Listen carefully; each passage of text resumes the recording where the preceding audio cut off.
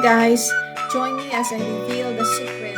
of baking soda as the best disinfectant for your dying or rotting orchids, which only few people knew this way to help your orchids revive